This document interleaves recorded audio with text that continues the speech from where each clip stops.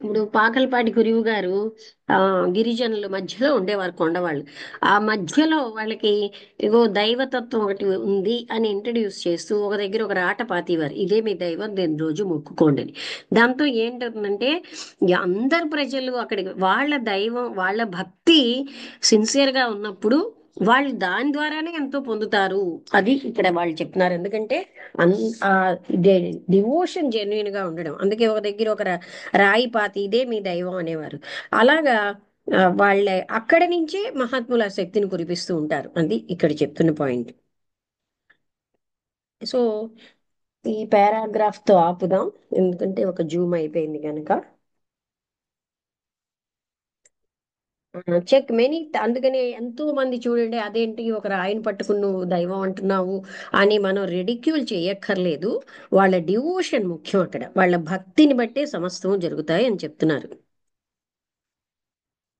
అంటే భక్తి ఉన్నప్పుడు ఆ భక్తిని బట్టి సమస్తం, అంటే ఒక కూలీవాడో లేకపోతే ఇంకెవరో, సిసిలీ ఇటలీలో ఉన్న క్రిస్టియన్స్ని కూడా ఎగ్జాంపుల్గా చెప్పి వాళ్ళు ఏంటంటే ఏదో అక్కడ అందరూ ఫేమస్ ఖాన్ దగ్గర వాళ్ళు మొక్కుతూ ఉంటే వాళ్ళని ఏమో హేళన చేయనక్కర్లేదు.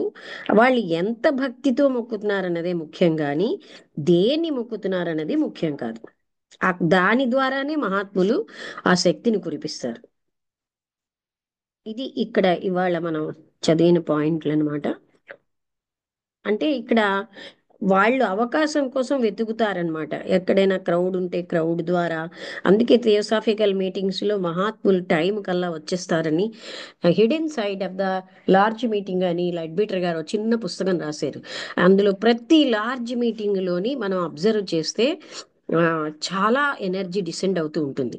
అది మనం అంటే సెన్సిటివ్ గా ఉన్న వాళ్ళు అది గ్రహించగలరు. అదర్ మీటింగ్ కి లార్జ్, అందుకనే ఆ స- మీరు సండే మీటింగ్కి ఎందుకు రావట్లేదు అని నేను అడగడంలో, అదర్ టైమ్స్ 4 సార్లు వచ్చిన మీటింగ్ టైంలో ఏంటంటే ఆ పరమ గురువుల ఎనర్జీ డిసెండ్ అవుతూ ఉంటుందన్నమాట. అది మనకి ఎవరైతే దాన్ని తెలుసుకోగలరో వాళ్ళకి అది తెలుస్తుంది. ఎందుకంటే అప్పుడు వచ్చిన ఎనర్జీ వేరేగా ఉంటుంది అని. అంటే వాళ్ళ బ్లెస్సింగ్స్ అవన్నీ చాలా మనం తీసుకోగలం. అందుకనే ఇంకా ఏం చెప్పారు, hidden side of large meeting అనే పుస్తకం చాలా చిన్న పుస్తకం, కానీ అందులో ఎవరు మాట్లాడినా నేనైతే ఎంత బాగా మాట్లాడుతున్నా ఇతనికంటే అనుకోక్కర్లేదు.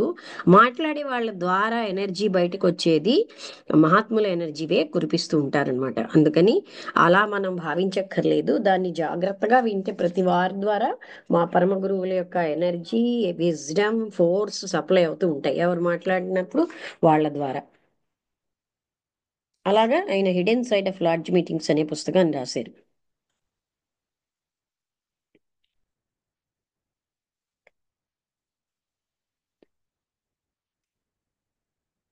ఇప్పుడు ఎవరైనా మాట్లాడతారా? వసంతలత చెప్తావా ఆయనకి ఏమైనా, నువ్వు చెప్పగలిగితే? ఏమిటి అర్థమైతే అదే, ఏం ఫీల్ అవుతే అది చెప్పు.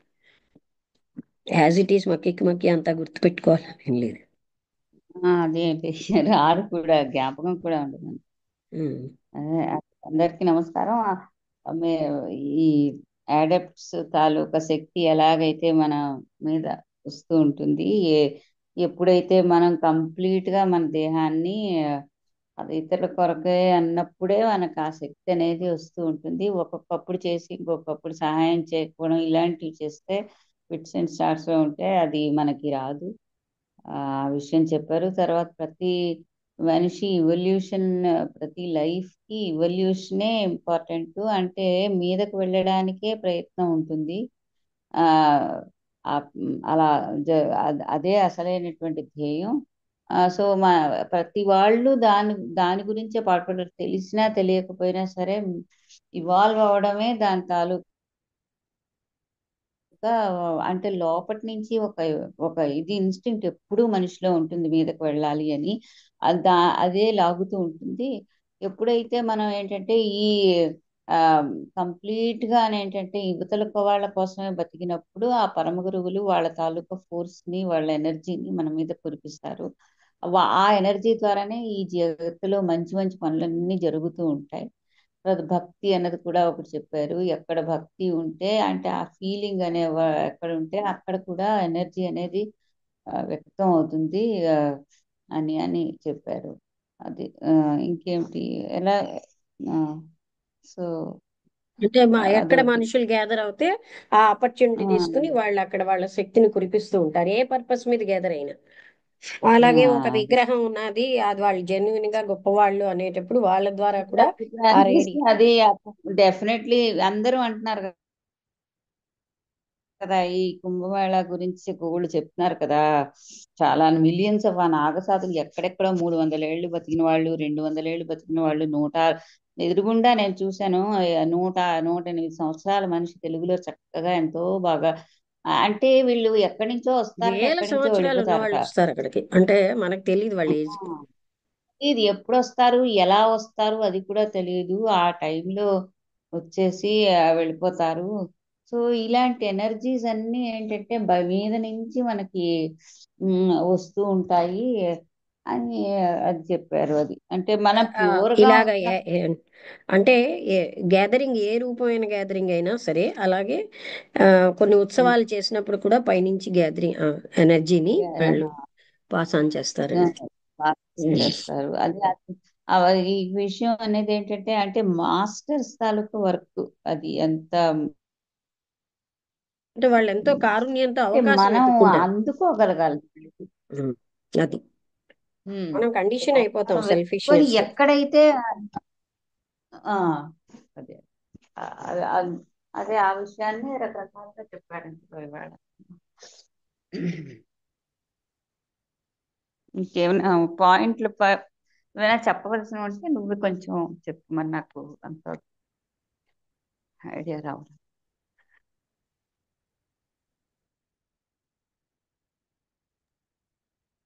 హలో, అదే బాగా ఇంకానా కట్ ఏమైనా అవుతున్నది మాట, చాలా ఎడిషన్ కట్ అవడం వల్ల కొంత అర్థం అవుతుంది.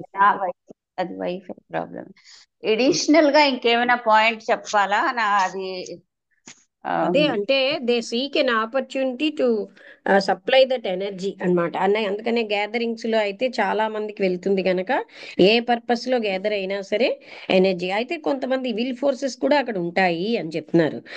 అంటే గుడ్ ఫోర్సెస్ తో పాటు అది ఉమ్, సెపరేట్ చేసి ఆ, వాళ్ళు ఉమ్, ఇస్తారు అని, అంటే ఈ విల్ ఫోర్సెస్ మధ్యలో ఉండి కూడా గుడ్ ఫోర్సెస్ ని సప్లై చేస్తారని, ఆ విధంగా. ఉమ్, ఉమ్.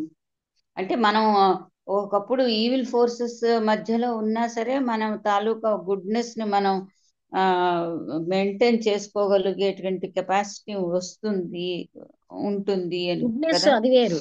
మనం అంటే ఇఫ్ వీఆర్ ద మనం కానీ హైరార్కీలో ఉంటే మన ద్వారా ఎనర్జీస్ ఉమ్, సప్లై అవుతాయి. In spite of the um. Evil company మనం ఏమో ఆ ఎనర్జీస్ సప్లై చేయగలం. వాళ్ళు అంటే అది చేస్తూ దాన్ని వేరు చేసి చేయగలం అంటున్నారు. ఆ తర్వాత మనకు ఆ ఎనర్జీ వచ్చిన తర్వాత మనం మిగతా వాళ్ళకు కూడా సప్లై చేయగలం అన్న పాయింట్ కూడా చెప్పినట్టున్నారు అదే కదా ఇక్కడ. అసలు ఫార్ములా అంతా అదే కదా, అది సప్లై చేయడమే. అది ఆ, చెయ్యకుండా ఉంటే నో యూజ్. అదే అదే, అవును.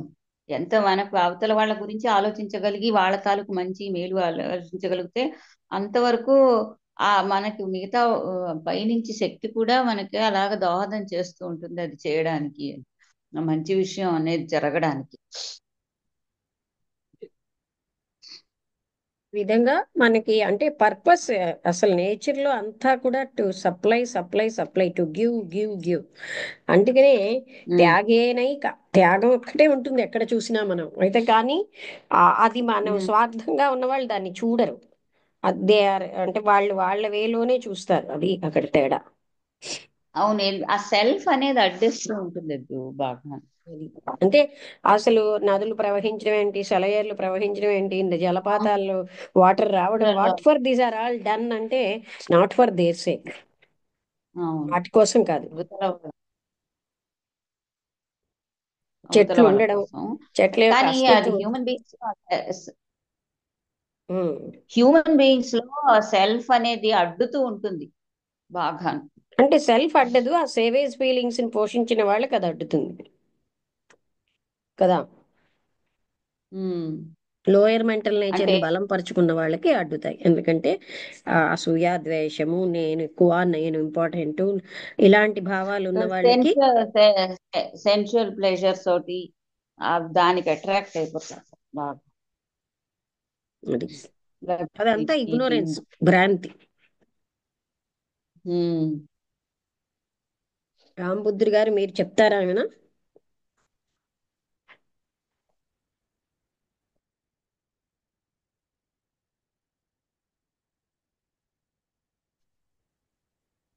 అన్మ్యూట్ అయ్యిందా? నమస్తే మేడం. నమస్తే అండి. అందరికీ నమస్కారం. అదే మేడం, పరమ గురువులు వాళ్ళ యొక్క శక్తిని ఎలా డిస్ట్రిబ్యూట్ చేస్తారు, ఈవెన్ అంటే ఆ, మన యొక్క ఆ, ఇదిని బట్టి మనకు వాళ్ళు ఎలా శక్తిని ప్రసరింపజేస్తారు అనేది ఈరోజు డిస్కస్ లో చేశారు. అంటే వాళ్ళు చెప్పేది ఈవెన్ మనము ఎక్కడైతే భక్తి పరిపూర్ణమైన విశ్వాసంతో ఎక్కడైతే మనం ఆ ఆ ఆ యొక్క ప్రేరణ కానీ లేకపోతే ప్రార్థనలు, ఆ ప్రేరణతోటి ప్రార్థనలు చేస్తే అక్కడ ఆ యొక్క దీవెనలు కూడా వాళ్ళ దగ్గర నుంచే వస్తాయి. ఇప్పుడు ఇప్పుడు ఆ యొక్క ఆ విగ్రహం ద్వారా కానీ లేకపోతే ఇంకొక శక్తి ద్వారా కానీ ఆ ప్రసరణ అంటే ఆ యొక్క శక్తి యొక్క ఆ జనం దివ్యత్వం మీద నుంచే. విగ్రహం అయితే విగ్రహం, లేకపోతే జనం కూడితే చాలు, అక్కడ వాళ్ళు ఎనర్జీ సప్లై చేస్తారు, ఏ పర్పస్ లో సప్లై అక్కడ చేస్తారు. గ్యాదరింగ్ అయినా. అవును మేడం, అదే అని అన్నారు అట్లా. అంటే అదే ఇప్పుడు మీరు చెప్పారు థియోసాఫికల్ మీటింగ్స్ లో కూడా పరమ గురువులు వచ్చి కూర్చుంటారు అని చెప్పేసి, అలాగే గ్యాదరింగ్స్ అని అన్నారు. అంటే అదే ఇప్పుడు ఈ ఎగ్జాంపుల్ కుంభమేళ కానీ అలాగా అన్నారు. అక్కడ ఆ, ఆ గ్యాదరింగ్స్ లో వీళ్ళు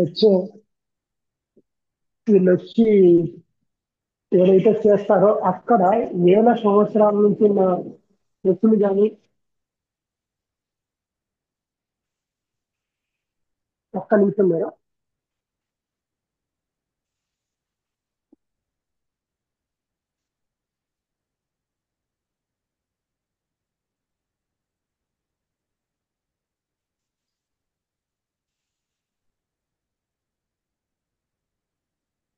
ఓకే మేడం, సారీ.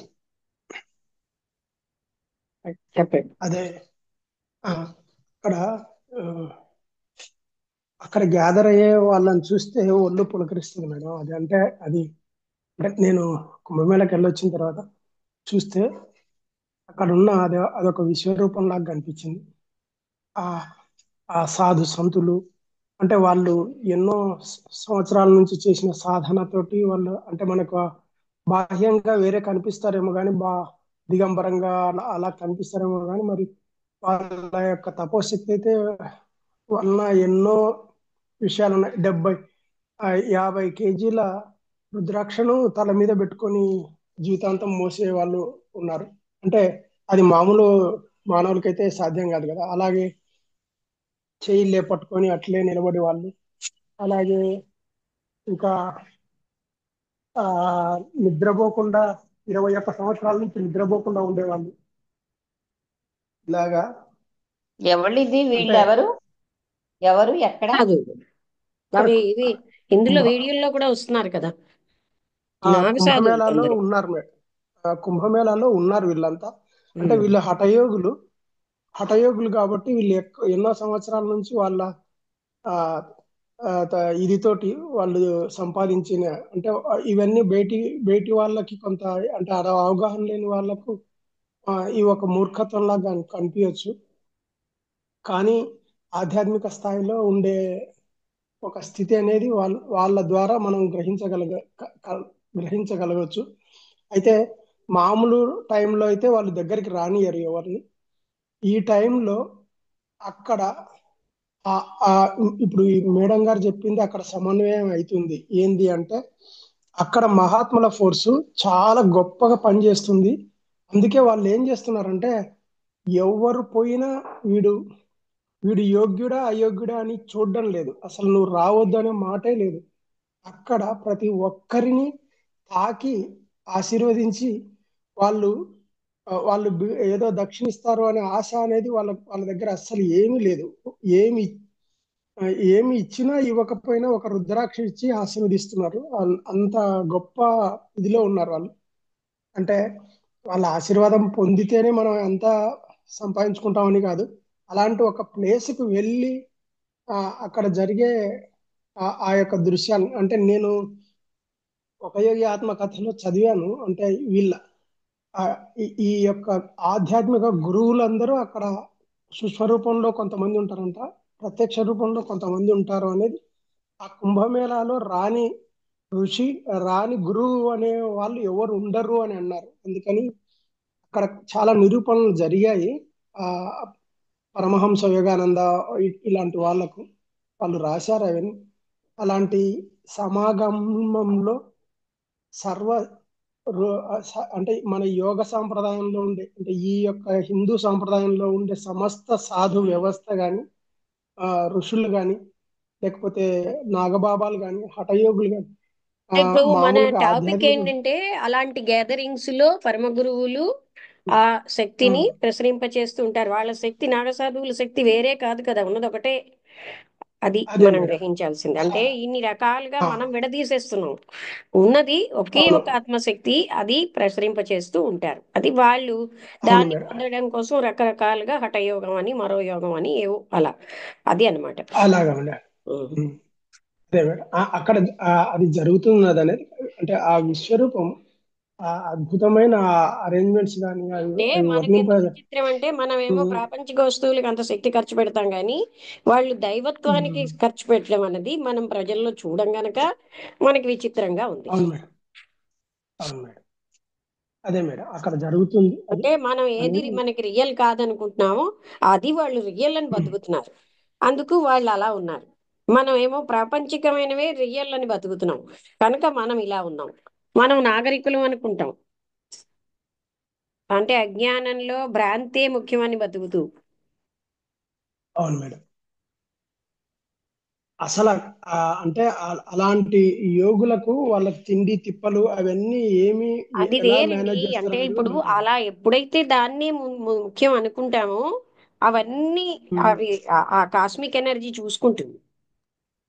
ఆ, అవును మేడం. Correct madam. అంటే అదే ఆ పరమ గురువుల యొక్క శక్తి ప్రవహిస్తుంది అనేది వాస్తవమే మేడం ఒకే అదంతా. ఒక ఎనర్జీ ఉంది. అంటే ఇన్ని ఎనర్జీ లేవు కదా, ఏకమేవ అద్వితీయం బ్రహ్మ అన్నారు. ద్వితీయం ఒకే లేదు, ఒకే ఎనర్జీ ఉన్నది ఒక్క 100%, బ్రహ్మశక్తే. 100%. ఇంకా అవును మేడం. వేరు వేరుగా మనం చూడడం అన్నది మన అజ్ఞానం వల్ల వేరుగా చూస్తాం. అందరి అవును ద్వారా మేడం. ప్రవహించేది ఆ ఒక్క శక్తి. అవును మేడం.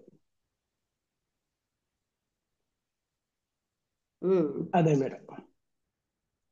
అంటే అక్కడికి ఆ, వెళ్ళకపోయినా ఉమ్, ప్రవహిస్తుంది, వెళ్ళినా అవును. ప్రవహిస్తుంది. అంటే గ్యాదరింగ్ ఏ రూపంలో ఉన్న గ్యాదరింగ్ అయినా ఆ శక్తి అక్కడి ఉమ్, నుంచి ప్రవహిస్తూ ఉంటుంది. అసలు ఎక్కువగా ఏంటంటే మహాత్ములు అనే వాళ్ళు ప్యూరిఫై చేస్తారు వాటర్ని. మనం వెళ్ళి వాటిని ఇంప్యూర్ చేస్తూ ఉంటాం. అవును మేడం. ఆ ఆ ఆ ఆ నదులు కూడా అట్లా చూస్తాయి, ఎదురు చూస్తాయి, మహాత్ముల యొక్క స్పర్శ కోసం ఎదురు చూస్తాయి. ఎందుకంటే ఇంతమంది కల్ కల్మషం చేశారు కదా, అది ఈ మహాత్ముల స్నానాలు వలన కానీ అదంతా స్వచ్ఛం అయిపోతుంది అని నదీ మాతలు కూడా అలా ఎదురు చూస్తారని అంటారు. అదేం కాదు, ఉన్నది అట్లా. Okay madam, thank you madam. అంటే మనం ఏంటంటే ఆ ఎనర్జీకి రిసీవర్స్ గా అవ్వాలి అంటే గివింగ్ అన్నది మనకి ఆ వచ్చినప్పుడే. గివింగ్ అంటే అప్పుడు అప్పుడు ఏదో ఒకటి అని అలా కాదు. వీఆర్ ఫర్ ఫర్ హ్యుమానిటీ అని జీవించినప్పుడే అది అవును సంభవం. మేడం. ప్రతి ప్రతి అవకాశాన్ని ఇవ్వగలిగే ప్రతి ఉమ్. అవకాశాన్ని మనం ఉపయోగించుకోవడానికి ప్రయత్నం చేయాలి మేడం. అంటే మనకు ఆ సన్నివేశాల రూపంలో వస్తుంటది ఏది చేయాలనేది. ఆ టైంలో ప్రతి ఒక్కటి ఉపయోగించుకొని ఆ, చేయగలిగే ఒక ఇది రావాలి అనేది అర్థమైంది. ఓకే అండి. ఇంకా ఇంకెవరైనా మాట్లాడతారా? ఓకే.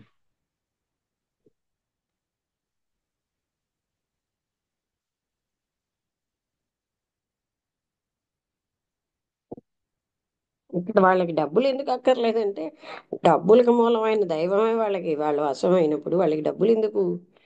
వాళ్ళకి అక్కడ డబ్బులు ఏం పనికి వస్తాయి?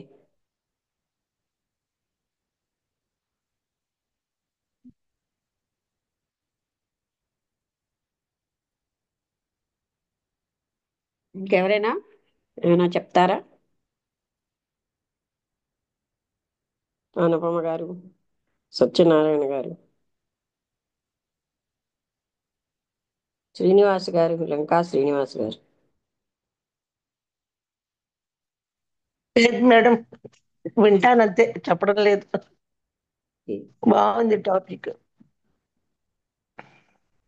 ఈ పుస్తకం అండి ఒకప్పుడు చాలా హయ్యర్ గా ఉన్న స్టడీస్ లో పెట్టారు, తర్వాత అందరికీ కామన్ రీచ్ లోకి తెచ్చారు. ఈ పుస్తకం ఒకప్పుడు అందరి కామన్ రీచ్ లో ఉండేది కాదు. కానీ మేడం, ఈ పుస్తకంలో చెప్పిన ప్రతి అక్షరం అక్షరం యథార్థమైంది మేడం.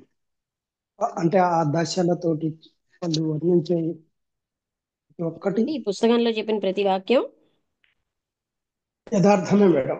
అందులో అసలు ఇంకా తేడానే లేదు. మనం సర్టిఫై చేసే అంత అంటే అర్హత లేదు, అదే ఎదగలేదు కదా మనం. ఆ, ఆ, మీరు మీరు చెప్పింది 100% కరెక్టే మేడం. సర్టిఫై చేసే అర్హత అనేది లేదు. లేకున్నా అనుభూతితో మనం చెప్పగలుగుతున్నాం అనేది తెలుస్తున్నది మేడం.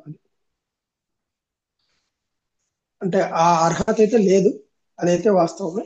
ఒక టైంలో అందరి రీచ్ లో ఉండేది కాదు ఈ పుస్తకం. ఇది ఉమ్, కొన్నాళ్లే అందరి రీచ్ లోకి అందరూ చదవచ్చని ఇచ్చారు. ఒకప్పుడు అలా ఉండేది కాదు. అవును మేడం.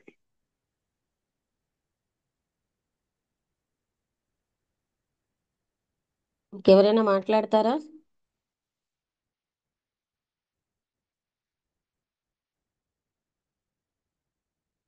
ఓకే అండి, అందరికీ నమస్కారం. ముగించేద్దాం. నమస్తే.